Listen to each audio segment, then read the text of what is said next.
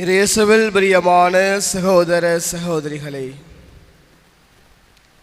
இந்த உலகத்தில் பணம் இல்லாமல் எதையும் வாங்க முடியாது. ஒவ்வொரு பொருளுக்கும் ஒரு பணத்தினுடைய மதிப்பு இருக்கிறது.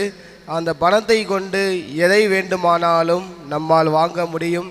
எவ்வளவு ஆடம்பரமான ஒரு வாழ்க்கை வேண்டுமானாலும் நம்மால் வாழ முடியும். பணம் நம்மிடம் இருந்தால் அனைத்தையுமே செய்ய முடியும் என்ற சூழ்நிலையில்தான் இப்பொழுது நாம் வாழ்ந்து கொண்டிருக்கின்றோம். ஆனால் அதே பணத்தை வைத்து எல்லாவற்றையும் வாங்கிவிட முடியுமா என்றால் நிச்சயமாக அதுவும் முடியாது. பணத்தை வைத்து பெரிய மெத்தையை வாங்கலாம், ஆனால் தூக்கத்தை வாங்க முடியுமா? முடியாது. பணத்தை வைத்து இந்த உடலுக்கு தேவையான அனைத்து விதமான நகை ஆபரணங்களையும் ஆடம்பரமான ஆடைகளையும் நாம் அணிந்து கொள்ளலாம். ஆனால் நல்ல உடல் சுகத்தை நம்மால் வாங்க முடியுமா?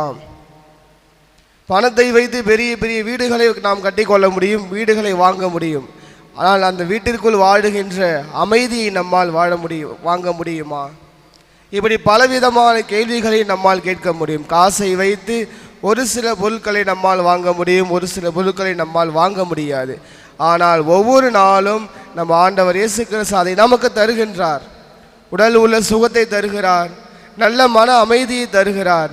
ஒரு அமைதியான ஒரு நிலையிலே என்னுடைய குடும்பம் வளர வேண்டும் என்பதை நான் கேட்பதற்கு முன்பாக கடவுள் நிச்சயமாக நமக்கு தருகின்றார்.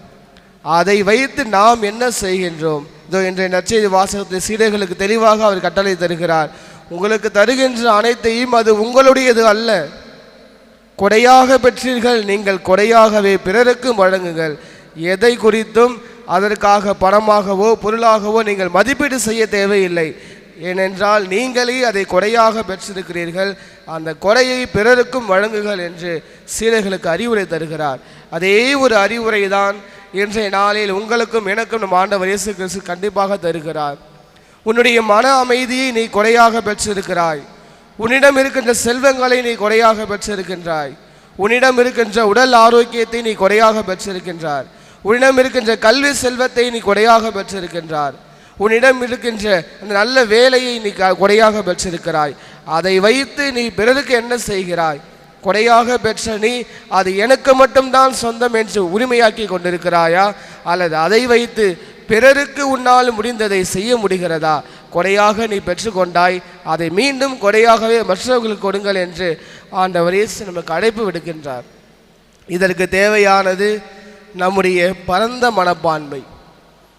எல்லாமே எனக்கு மட்டும்தான் சொந்தம் என்ற சுயநல போக்கை நாம் வாழ்கிறோம் என்றால் இப்படிப்பட்ட ஒரு மனநிலை கண்டிப்பாக நமக்கு இருக்காது.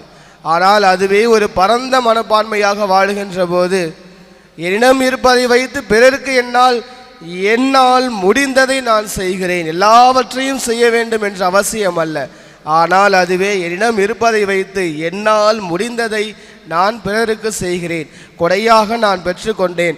அந்த கொடையிலிருந்து ஒரு சிறு பகுதியாவது நான் பிறருக்கு செய்ய வேண்டும் என்பதை தான் ஆண்டவர் இயேசு ஒவ்வொரு நாளும் நமக்கு அழைப்பு விடுக்கின்றார். நாம் எப்படிப்பட்ட ஒரு மனநிலையில் வாழ்ந்து கொண்டிருக்கிறோம் என்பதை நாம் தான் சிந்தித்து பார்க்க வேண்டும். எனவே அன்புக்குரியவர்களை, தொடர்ந்து இந்த திருப்பலியில் நாம் இறைவனிடம் வேண்டுவது, ஒவ்வொரு நாள் வாழ்க்கையும் நாம் கொடையாக இறைவனிடமிருந்து பெற்ற இந்த கொடையாக பெற்றதை வைத்து பிறருக்கு என்னால் என்ன செய்ய முடியும் என்பதை நாம் முதலில் உணர வேண்டும். அதன் பிறகு அவர்களுக்கு செய்ய வேண்டியதை நாம் செய்வதற்கான நல்ல மனதை தந்தருள வேண்டும் என்று தூய் ஆவியார் வழியாக மன்றாடுவோம்.